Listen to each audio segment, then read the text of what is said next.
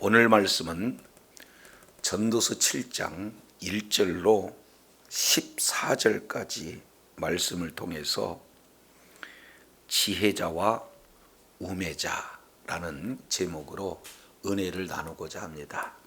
오늘 전도서 7장 1절부터 14절까지 계속 지금 반복돼서 말씀을 하고 있는 내용이 바로 지혜자와 우매자, 이 내용을 반복적으로 지금 소개를 하고 있어요.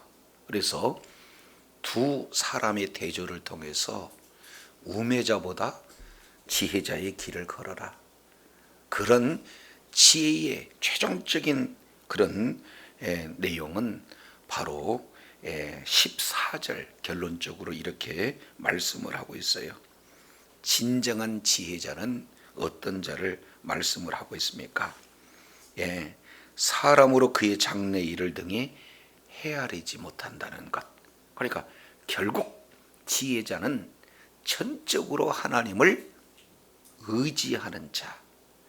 그래서 이런 지혜로운 자의 삶을 살 것을 지금 오늘 전도자는 조언을 하고 있는 것을 보게 되어져요.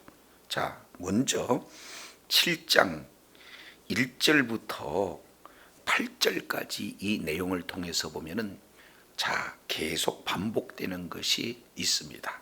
내용을 보면은 뭐뭐보다 낫다, 뭐뭐보다 낫다, 이렇게 이제는 직접적으로 비교해서 말씀을 하고 있습니다. 첫 번째 내용을 통해서 보면은 이제 7가지 내용을 대조하면서 역설적으로 지혜자가 걸어가야 할 지혜자의 추구 내용들이 소개가 되고 있는데, 7장 1절 내용을 보니까 이름이 보배로운 기름보다 낫다, 뭐뭐보다 낫다, 이게 첫 번째 주어지는 내용이고, 1절 하반절 죽는 날이 출생하는 날보다 낫다, 두 번째 주어지는 내용입니다.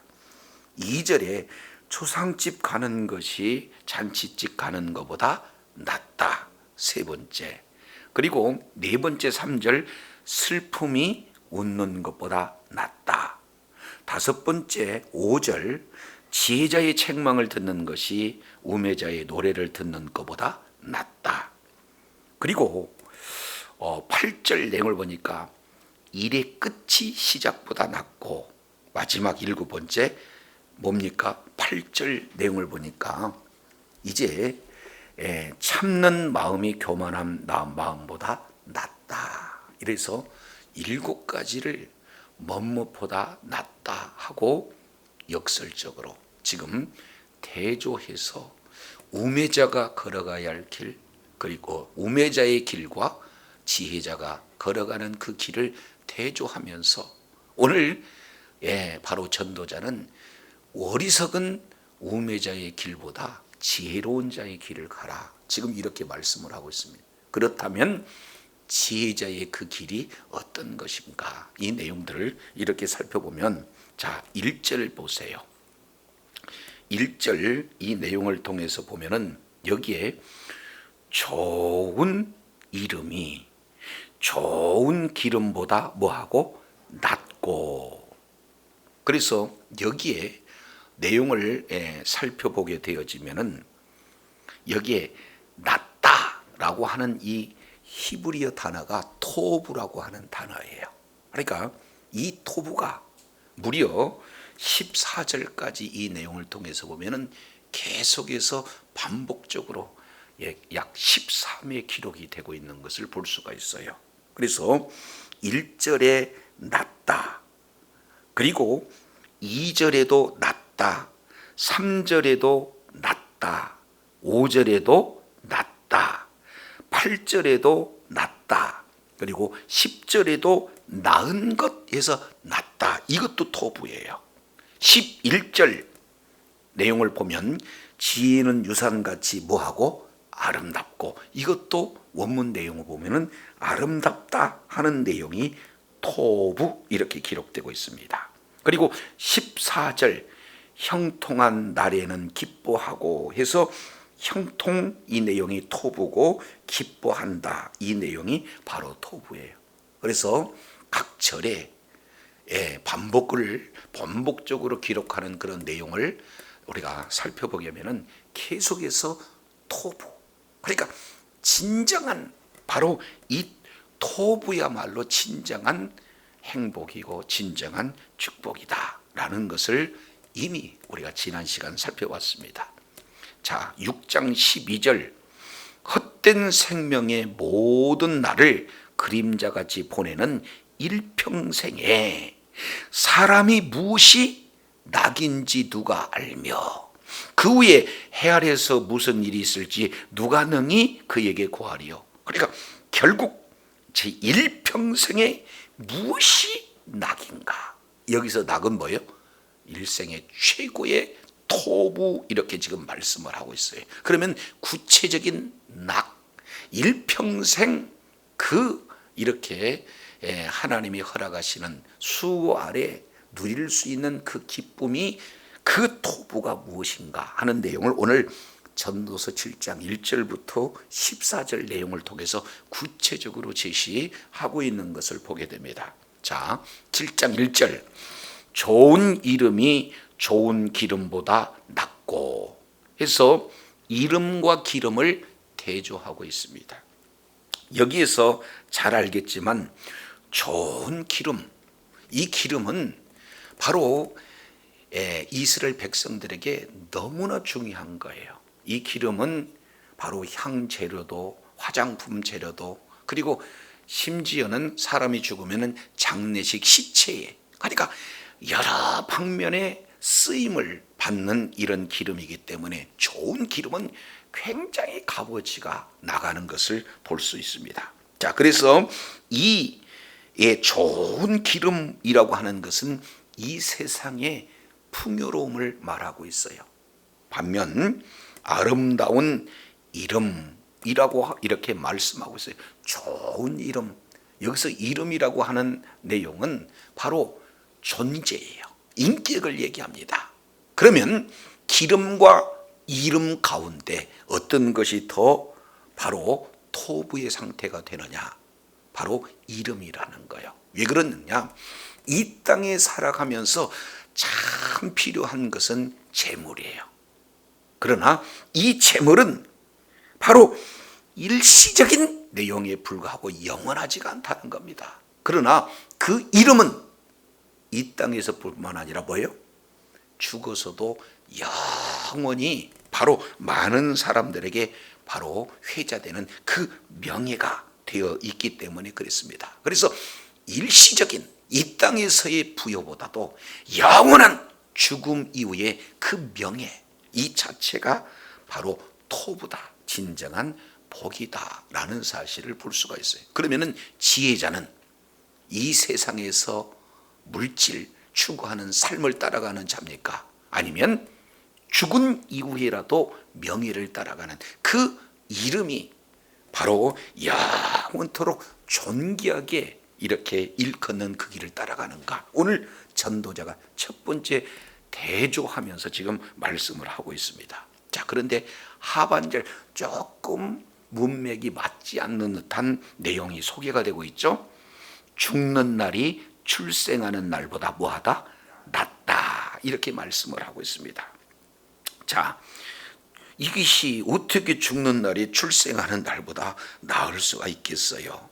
자, 그래서 이 출생하는 이 날, 출생한 자가 발을 딛고 사는 삶은 이 세상의 삶이다, 그 말이죠. 그러니까 출생 즉시 어떻게 돼요?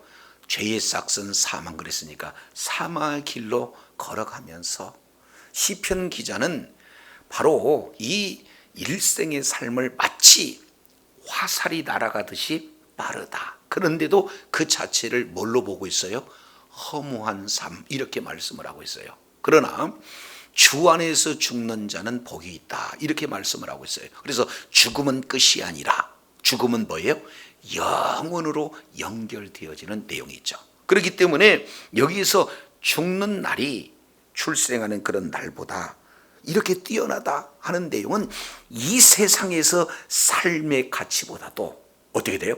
영원한 천국의 가치를 두는 삶이 지혜로운 자다. 그러니 기름보다도 이름을, 그리고 출생하는 날보다 죽는 날이 토부다라는 내용은 사실은 같은 개념이 되어지는 것을 볼 수가 있습니다.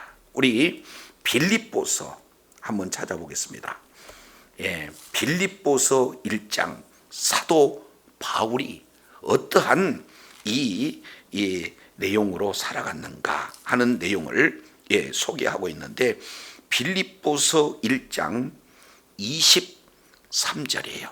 내가 그 두 사이에 끼어 있으니 떠나서 그리스도와 함께 있을 욕망을 가진 이것이 더 좋으나, 그러나 내가 육신에 거하는 것이 너희를 위하여 더욱 유익하리라. 지금 이렇게 표현을 하고 있습니다.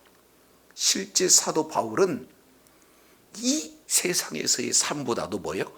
하나님 나라에서 주님과 함께 있는 삶이 너무나 중요한데 이 두 사이에서 지금 끼어 있다는 거예요.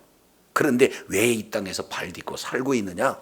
너희들을 위해서 지금 산다, 이렇게 말씀을 하고 있습니다. 결국 사도 바울은 이 세상에 살아가는 것보다 뭐예요? 죽음, 바로 죽음 이후에 영원한 천국에서 하나님과 함께 누리는 이 내용이 바로 지혜자의 모습을 잘 보여주는 그런 삶이 되어진다. 이것을 살펴볼 수가 있어요. 자, 이어서 2절, 초상집에 가는 것이 잔치집에 가는 것보다 나으니. 왜 그래요? 모든 사람의 끝이 이와 같이 됨이라 산자는 이것을 그 마음에 둘지어다. 결국 초상집과 잔치집, 그러면 잔치집은 어떤 곳이에요? 거기에는 바로 먹고 마시고 또 뭐예요? 기쁨을 누리는 하나의 유흥의 장소가 되어지잖아요. 반면 초상집은 어떻게 되는 겁니까? 일생이 종말이 있구나, 이 사실을 초상집에 가게 되면은 누구나 느낄 수 있는 그런 내용이 되어진다. 그러니까 지금까지 죽음에 대한 생각을 한 번도 해보지 않고 지금 이 세상에서의 그런 참 기쁨으로 이렇게 살아가고 있는 그런 인생에 다시 한번 자기의 삶을 되돌아볼 수 있는 진지함이 잔치집에서 있겠어요? 초상집에서 있겠어요? 그렇습니다. 초상집에서 있습니다. 내 삶은 영원하지가 않구나. 나도 하나님께서 부르시면 그 부르심에 나도 응답할 때가 있구나. 그러니 우리는 언제든지 하나님 앞에 설 수밖에 없구나. 이런 사실을 깨닫게 되어지면 삶 자체가 헛되지 않는다는 거예요. 그래서 지혜자는 초상집 가는 것을 잔치집 가는 것보다 더 톱으로 알고 있다. 지금 이 내용을 말씀을 하고 있는 거예요. 자, 그래서 1절, 2절 연결되어지는 것은 이 세상의 가치보다 하나님 나라의 가치를 더 우선순위를 두는 그런 자가 진정한 토부의 분복자가 되어진다. 이것을 계속해서 전도자는 지금 말씀을 하고 있습니다. 3절입니다. 슬픔이 웃음보다 나음은 얼굴에 근심하는 것이 마음에 유익하기 때문이니라. 지금 이렇게 말씀을 하고 있어요. 그러면은 여기에 전혀 우리가 이해할 수 없는 내용이 어떻게 슬픔이 웃음보다 나을 수 있겠는가? 그 이유를 얼굴에 뭐한다? 근심함, 이렇게 얘기했어요. 그러니까 여기서 슬픔이라고 하는 것은 바로 얼굴의 근심함, 이 내용이 그의 마음을 어떻게 해요? 좋게 되어지는 것. 한마디로 본다면 하나님의 성품으로 닮아가게 되어진다. 그런데 여기서 원문 내용을 통해서 보면 여기서 말씀하고 있는 슬픔은 어떤 내용이냐? 한마디로 본다면 사람과의 관계 속에서 이루어지는 슬픔 이렇게 표현을 하고 있어요. 그러니까 우리가 이 대표적으로 사울 왕과 다윗의 경우를 살펴볼 수가 있어요. 그러면 다윗은 기름 부음을 받는 이후에 계속해서 도망가는 신세로 이렇게 전락이 되지 않습니까? 사울은 계속해서 추격하고 죽이려고 하지만 다윗은 계속해서 도망하는 삶이에요. 그런데 그 속에서 얼마나 사실은 이런 고난 고통이 따라지겠어요. 그런데 그때 그 순간은 잠깐 어려운 내용이 있지만 궁극적으로 시간 속에서 지나가다가 보니까 그 속에서 이제는 모든 삶의 현장 속에서 하나님의 주권을 인정하게 되고 그리고 하나님을 의지하게 되어져요. 그러다가 보니까 점점 이 슬픔이 어떻게 더 변화해서 참 기쁨과 행복으로 지금 바꿔지는 이런 어떤 모습을 오늘 전도자는 슬픔이 웃음보다 낫다.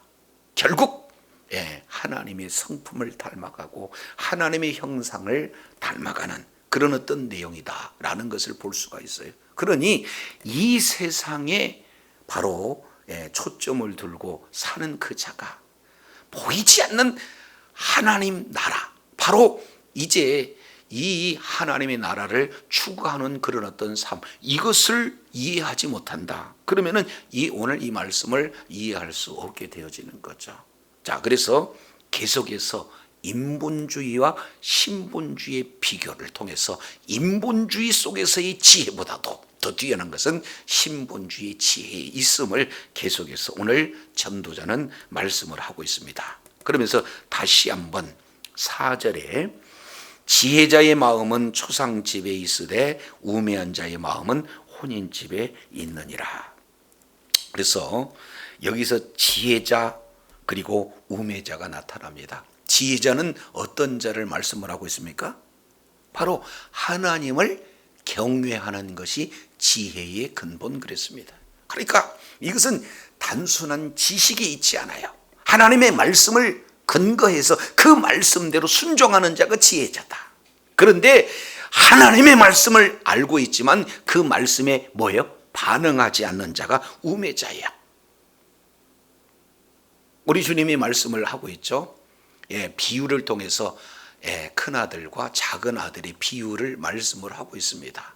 이제 아버지의 말을 듣고 예라고 대답하고 가지 않는 큰아들, 그러나 반면 아니요 갈 수 없습니다라고 거절했지만 끝끝내 가는, 그래서 그런 자는 작은 아들, 그걸 뭐라고 표현해요? 우매자와 지혜자 이렇게 표현을 하고 있는 것을 볼 수가 있습니다. 오늘날도 마찬가지죠. 이제 아무리 성경에 능하고 그리고 많은 말씀을 소유했다고 하나 이 말씀을 삶 속에 그대로 말씀에 순종하지 못하는 자는 우매자요, 순종하는 자는 뭐가 되는 거예요? 지혜자가 되어진다 라는 사실을 지금 말씀을 하고 있습니다. 그래서 이 세상의 가치를 더 크게 생각하고 하나님 나라의 가치를 이렇게 축소하는 우매자가 아니라 이제 우리가 이 땅에 발 딛고 살지만 하나님 나라의 소망을 두고 사는 이런 내용이 진정한 지혜자다라는 사실을 말씀을 하고 있어요. 그래서 1절부터 지금 4절까지 이 내용을 통해서 보면은 바로 이제 이 땅의 가치보다도 하나님 나라의 가치 있는 지혜로운 자의 삶을 살기를 지금 이렇게 가르쳐주고 있습니다. 자, 이어서 5절 보겠습니다. 지혜로운 사람의 책망을 듣는 것이 우매자들의 노래를 듣는 것보다 뭐하다? 낫다. 지금 이렇게 말씀을 하고 있습니다. 자, 이 내용을 통해서 보면은 자, 여기에 책망 듣고 싶은 사람이 많이 있을까요? 많이 없습니다. 그런데 대부분은 이렇게 노래를 듣기를 원하는 거죠. 그러면은 여기에서 지혜자의 책망이라고 하는 것은 하나님의 말씀에 벗어났을 때 칭찬하겠습니까? 책망하겠습니까? 그렇습니다. 그런데 하나님의 말씀에 벗어났어도 이것을 책망하지 못하고 오히려 이렇게 노래한다, 소망을 주고 잘했다고 칭찬한다. 이게 얼마나 무익한 내용인지 몰라요. 자, 우리 한 군데 찾아보겠습니다. 예레미야 27장 내용을 통해서 보면은 여기에 이제 지혜자의 책망과 우매자의 노래, 이 부분들을 대조해서 지금 말씀을 하고 있는 것을 보게 됩니다. 예레미야 27장 11절 보겠습니다. 오직 그 목으로 바벨론 왕의 멍에를 메고 그를 섬기는 나라는 내가 그들을 그 땅에서 머물러서 밭을 갈며 거기 거하게 하리라 하셨다 하라 여호와의 말이니라. 그러니까 결국 예레미야는 이제 이스라엘 백성들에게 계속해서 말씀에 벗어났을 때 책망합니다. 그리고 마지막에는 이제는 더 이상 회개하지 않는 그들을 향해서 어떻게 해요? 바벨론 포로로 끌려가는 것이 하나님의 뜻이다. 이 내용을 지금 뭐라고 표현하고 있습니까? 멍에를 메고 이렇게 표현하고 있습니다. 아주 매서운 책망의 메시지가 아니겠습백니까? 자, 그러면서 12절 내가 이 모든 말씀대로 유다 왕 시드기야에 구하여 이르되 왕과 백성은 목으로 바벨론 왕의 멍에를 메고 그와 그 백성을 섬기소서. 그리하면 뭐하리라? 살리이다. 지금 이렇게 말씀을 하고 있어요. 만일 그렇지 아니하면 자 죽게 되어진다는 것을 말씀을 하고 있는 것을 보게 됩니다. 자, 그런데요 28장 우리 한번 보겠습니다. 28장 10절 선지자 하나냐가 선지자 예레미야의 목에서 멍에를 취하여 꺾고 모든 백성 앞에서 말하여 이르되 여호와께서 이같이 말씀하시되 내가 두 해가 차기 전에 열방의 목에서 바벨론 왕 느부갓네살의 멍에를 이같이 꺾어버리라 하셨느니라 하매 선지자 예레미야가 자기 길을 가니라. 그러니까 결국 멍에를 가지고 멍에를 치고 끌려가는, 또 하나는 멍에를 꺾어버리는 두 지금 선지자의 그런 내용을 통해서 보면은 어떤 것이 책망이고 어떤 것이 노래인지를 우리가 살펴볼 수가 있어요. 우리의 소망이 되는 것은 누구의 예언이 맞습니까? 선지자 하나냐의 예언이 우리에게 듣기는 좋아. 이것이 노래처럼 들려요. 그러나 아프지만 예레미야의 이 내용은 뭡니까? 이 책망은 하나님께서 예레미야에게 직접 말씀하시는 내용이다, 그 말이죠. 오늘날도 마찬가지. 우매자와 지혜자는 어떤 내용을 지금 즐겨하는가? 지혜자의 책망을 듣는 것, 우매자의 노래보다 지혜자의 책망을 듣는 것이 토부다. 지금 이렇게 말씀을 하고 있습니다. 내가 하나님의 말씀에 벗어났는데도 여러분 소망이 있습니다. 여러분 잘 될 것입니다. 또 잘 될 것입니다. 이렇게 메시지를 듣기를 원한다. 그러면 우리는 지혜자의 귀보다 우매자의 귀를 갖는 거 아니겠어요? 그렇지 않습니까? 그렇기 때문에 오늘 다섯 번째 토부, 진정한 지혜자는 누군가 라는 것을 아주 분명하게 말씀을 하고 있어요. 요건 가정에서도 마찬가지지 않습니까? 제대로 된 부모라면은 하나님 이제 사실은 일반적인 바로 삶의 현장 속에서도 아주 무리한 일을 행하면은 제대로 된 부모는 어떻게 돼요? 책망합니다. 꾸짖습니다. 인간 바로 되기를 원합니다. 그런데도 꾸짖지 않고 내 새끼 이렇게 진행하는 것은 정말 지혜로운 자인가 우매자인가? 오늘 전도자는 분명히 지금 말씀을 하고 있습니다. 자, 이어서 왜냐하면 6절 그 이유를 기록하고 있어요. 왜냐하면 우매자의 웃음소리는 솥 밑에서 가시나무 뭐예요? 가시나무 타는 소리 같다. 그러니까 결국 가시나무는 계속해서 집어넣게 되면은 활활 타오르지만 마지막에 어떻게 돼요? 남아있습니까? 없어지십니까? 금방 활활 타고 없어질 내용이에요. 그러니까 사실은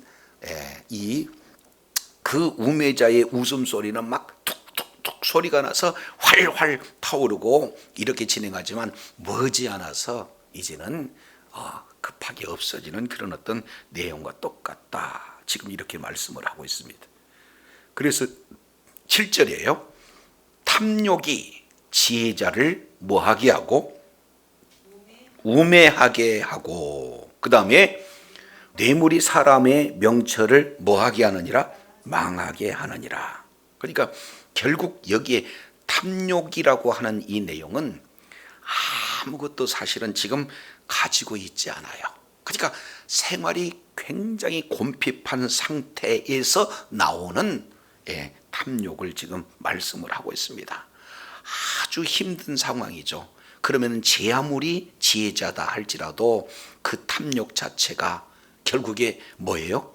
말씀의 길을 따라가게 하는 것이 아니라 물질을 따라가게 함으로 우매자의 길을 걷게 한다는 거예요.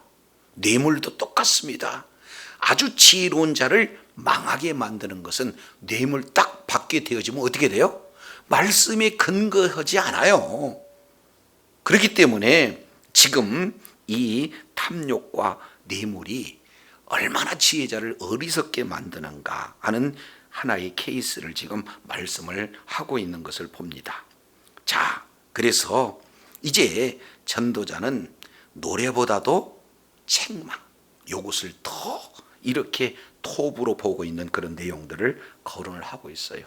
저도 여러분도 하나님의 말씀의 기준이 아니면 바로 그 기준을 알고 그 기준에 순종하는 길을 걷지 않게 되어지면 우리 모두가 다 뭐예요? 지혜자가 누군지를 알지만 결국에는 지혜자의 삶을 살기보다는 어리석은 우매자의 삶을 따라간다는 거예요. 자, 8절입니다.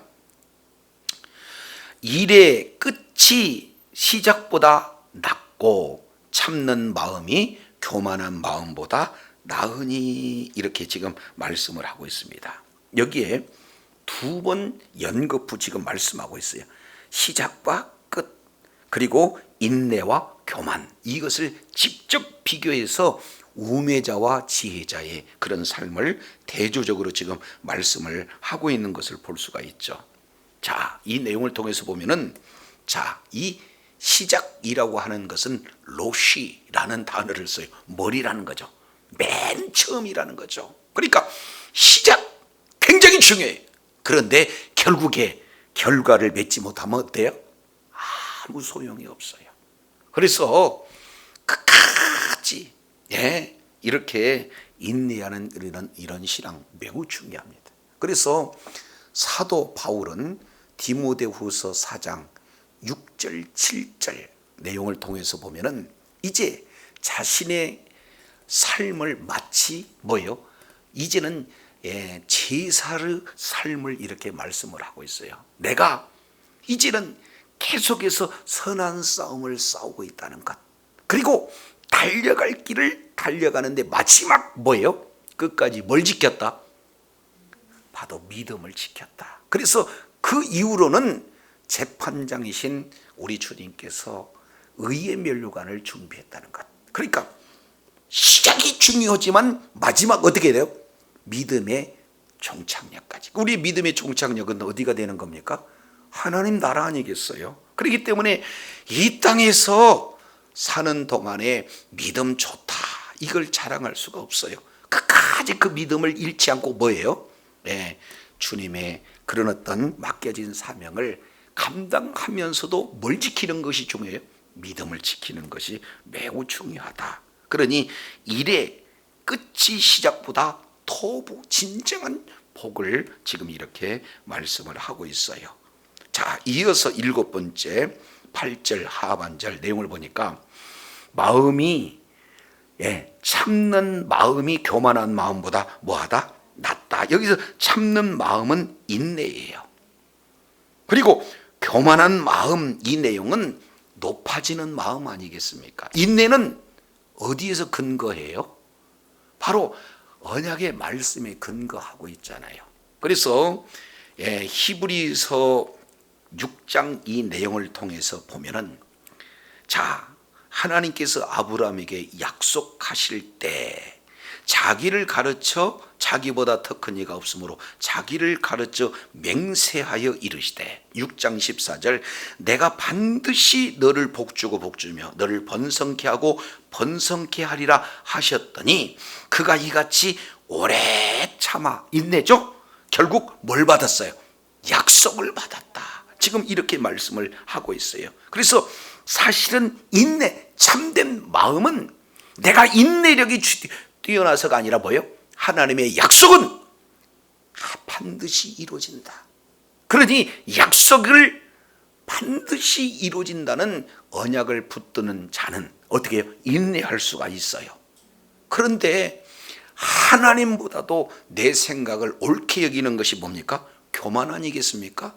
자기를 보다 높게 생각하는 것이 교만 아니겠어요? 그렇기 때문에 진정한 인내는 바로 교만한 마음보다 토부 이렇게 지금 말씀을 하고 있는 것을 보게 됩니다.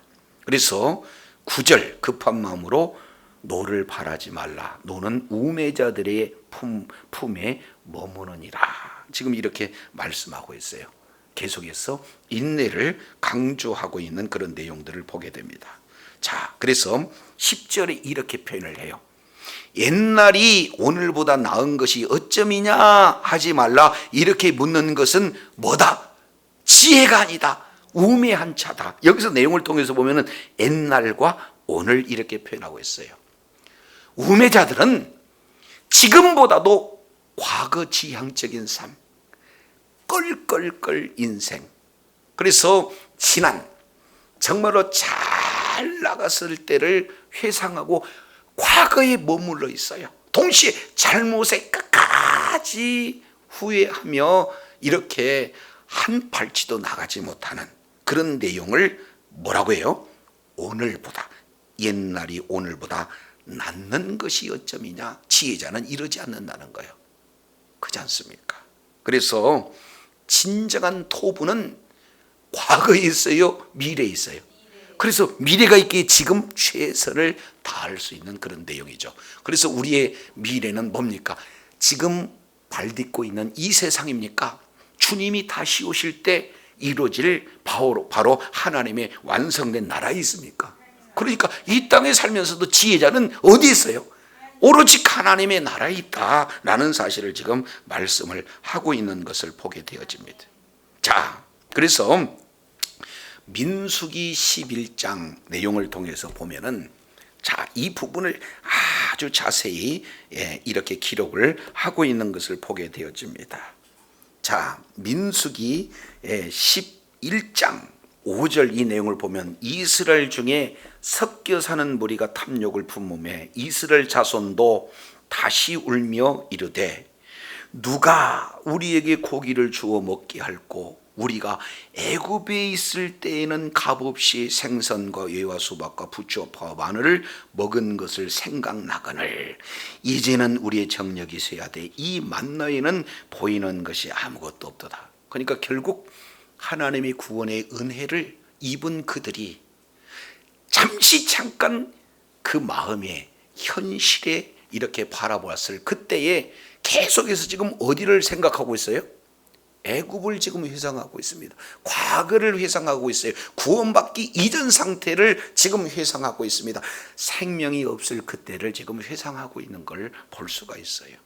자, 이것이 지금 오늘 우매자와 지혜자를 비교하고 정말로 인본주의의 이런 지혜와 신본주의의 지혜를 비교해서 지금 오늘 전도자는 지금 말씀을 하고 있는 것을 볼 수가 있습니다. 자, 이 중에 11절 한번 볼까요? 지혜는 유산같이 아름답고 햇빛을 보는 자에게 뭐가 된다? 유익이 된다. 이게 참 귀한 말씀이에요. 자, 여기서 지혜는 거기에 유산 같고 이렇게 표현하고 있는데 여기서 유산이라고 하는 이 내용은 재물의 또 다른 표현이에요. 그러니까 지혜는 재물과 함께, 같이라고 하는 것은 비유가 아니고 함께. 지혜는 재물과 함께 할 때 토부가 되어진다라는 사실을 볼 수가 있어요. 자, 이 세상의 이 내용을 통해서 보면은 돈 많이 가지고 있는 자가 있고, 또 돈만 많이 가지고 있는 자가 있고, 또 하나는 돈도 많이 가지고 있는데 사실은 지혜자가 있어요. 여기서 지혜라는 이 세상이 다가 아니라는 거예요. 이제 어떻게든지 하나님 나라에 소망을 두는 자예요. 그러면 어떻게든지 하나님의 나라를 확장하는 일에 하나님께서 나에게 맡겨주신 이 재물을 이 세상 가치에 쓰겠어요? 하나님 나라의 가치에 쓰겠어요? 이것을 얘기하는 거예요. 그러니까 지혜는 무엇을 만날 때, 재물을 만날 때 아름답다 하는 그런 내용이에요. 그러면 이것은 지혜를 그 재물을 어디에다 사용한다는 거예요? 하나님 나라에다. 자, 이런 자들이 주변에 사실은 적지 않습니다. 그렇기 때문에 이제 물질의 종이 되는 것이 아니라 물질을 하나님께서 나에게 맡겨주는 청직의 삶을 바로 사는 사람은 그 물질에 매여 있는 것이 아니라 그 물질이 하나님의 뜻을 이루는데, 그 물질이 하나님의 나라를 확장하는데 너무나 귀하게 쓰기 때문에 오늘 전도자는 지혜가 그 재물 물질과 함께 있을 때 토부다, 지금 이렇게 말씀을 하고 있어요. 왜 그렇습니까? 햇빛을 보는 자들에게 유익이 된다는 거예요. 바로 해 아래의 삶이 아니라 해 위의 삶, 바로 하나님의 이제 임재 가운데 하나님의 통치를 받는 모든 자들에게 한결같이 유익이 된다 하는 뜻을 지금 말씀을 하고 있습니다. 자, 12절이에요. 여기에는 크게 지혜와 그리고 돈에 대해서, 지금 물질 재물에 대해서 지금 말씀을 하고 있습니다. 지혜와 재물이 함께 있는 것이 가장 좋은 토부인데, 12절 지혜의 그늘 아래에 있음은, 여기서 그늘 아래에 있다는 것은 보호를 의미하는 거예요. 그러니까 지혜의 그늘 아래에 있음은 돈의 그늘 아래에 있음과 같으나, 그러니까 돈도 지혜도 각각 뭐예요? 그늘이 되어진다는 거예요.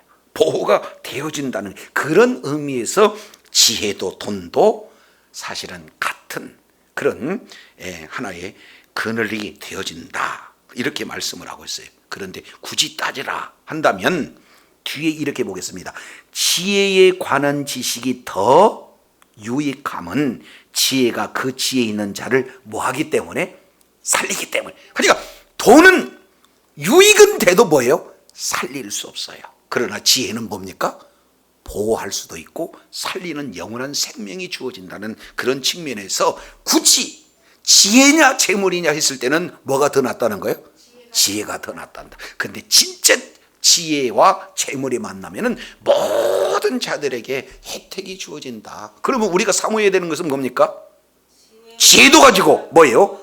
재물도 가지고, 그래야 더 하나님의 뜻을 이루는데 귀하게 쓴다는 거예요. 근데 우리가 재물이 목적이가 되어진다, 그러면은 어리석은 자가 되어지는 거잖아요. 하나의 재물은 우리가 관리할 대상이에요. 바로 하나님의 뜻을 이루는 도구에 불과하지 그게 목적이 될 수가 없다는 겁니다. 자, 그래서 13절 이제 이렇게 표현해, 하나의 내용을 이렇게 말씀하는데, 하나님께서 행하시는 일을 봐라. 누가 일하시는 것? 하나님께서 행하시는 일을 봐라. 하나님이 굳게 하시는 것을 누가 뭐예요? 곧게 하겠느냐. 각자 하나님께서 이제 주신 시련들이 있어요. 근데 그 하나님이 주신 시련, 하나님이 주신 고통, 이것을 누구가 어떻게 벗어날 수 있겠어요? 그러니까 이 내용을 통해서 보면은 누구의 주권을 인정하라는 겁니까? 하나님께서 하시는 일을 우리가 펼 수 없다는 거예요. 그렇지 않습니까? 자, 그러면은 하나님의 주권, 이 내용을 구체적으로 14절, 형통한 날도 있고 또 하나는 곤고한 날도 있다는 거예요. 그래서 형통한 날도 곤고한 날도 누구의 주권이 있다? 근데 우리는 곤고한 날이 있으면은 형통한 날이 되게 해달라고 하나님이 정해놓은 것을 곧게 하려고 펴려고 애를 쓰는 그런 모습이에요. 전적으로 주님께 의지해야 됨에도 불구하고 우리들의 현 주소 아니겠어요? 그래서 14절 다시 봅니다. 형통한 날에는 뭐하고?